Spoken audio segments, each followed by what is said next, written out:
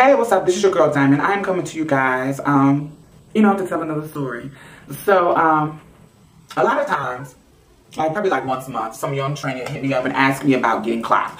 Do you get clogged? How do you feel about it? Does it hurt your feelings? Do you do this? Do you do that? Well, it hurts my feelings, and I want to know what you think about it, and all this kind of stuff. So, I want to tell you guys a story about me getting clogged.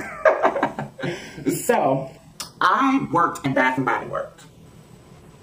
And when you work as a girl, you are putting your game face on every time you go to work. You are trying to fool everybody. So, when I go to work, when I had been working there for probably like 4 months by this time. So everything was convinced. Everybody was convinced that I was a girl. So when you get comfortable, sometimes you let your guard down. So I started working there probably in September. And at this time, it was probably December because it was around the holiday rush season. You know what I'm saying? Because it was really busy and there was a lot of people in there. And when you go to Bath and Body Works, what people don't know is that you are trained to do your job. You are trained to sell that product. So everything you do when you're engaging with the customers is scripted. Not totally scripted. You can improvise, but it's totally scripted. So like somebody comes to the somebody comes into the store. How would you like this? Hey, thank you for visiting Bath and Body Works. Would you like to try a sugar scrub? It's wonderful. Come on over here to the sink and we can try it out. Smell it. It's wonderful, isn't it? I know. It's like if you put this on your feet when you get out of the shower and scrub it and on your hands and anywhere else you got some rough spot, it'll make them smooth and have you smelling good, and I'm sure your husband will love it. You know what I'm saying? Everything you do is scripted. You're supposed to sell it to them. So when you're busy, you really don't have to do too much selling, because during the Christmas season, the ads and the products sell themselves because people just come in, they know that this is a good place to shop at.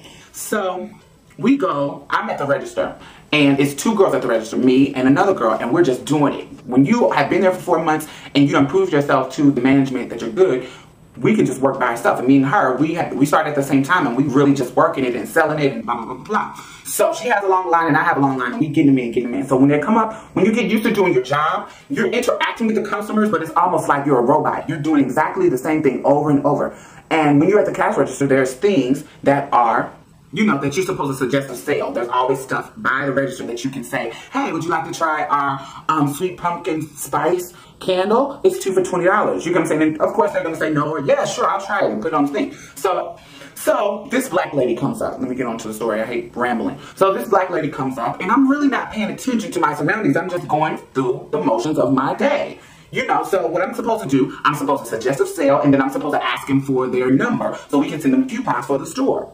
So when I'm looking directly at her. She's like directly like right there. So I'm like, can I get your, would you like to try the candle, blah, blah, blah. She said, sure, blah, blah, blah, blah, blah, bam. I said, can I get your number, area code first, so I can put our system and we send you coupons? And she said, sure. So she's giving me her number. While I'm dialing the number and she's talking to me, I see this little head right here.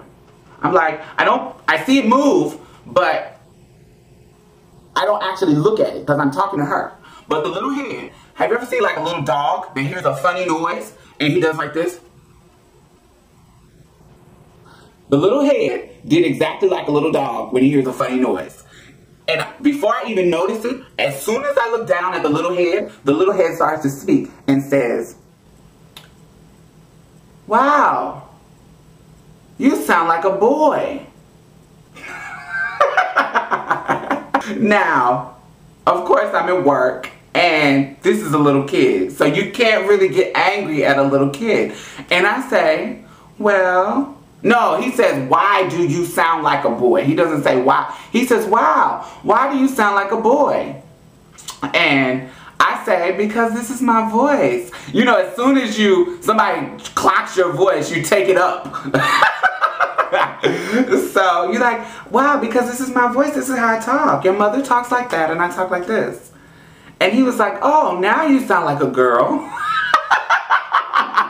So in the midst of all these people, this little boy is wearing me out. So instead of him just saying it and leaving it at that, he's just adding little things that is so wearing me low, maxing me out. So I'm like, girl, I look at the little boy and I was like,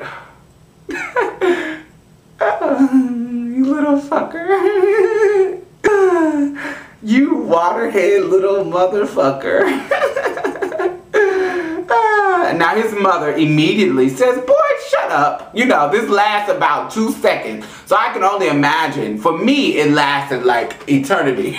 Because I know if they could see me from the inside, I was super red and embarrassed. And nobody else, you know, noticed it. But because I am the tranny, you know, it was such a huge thing for me. But, you know, they bought their stuff and left. And the rest of the day, I was talking like this.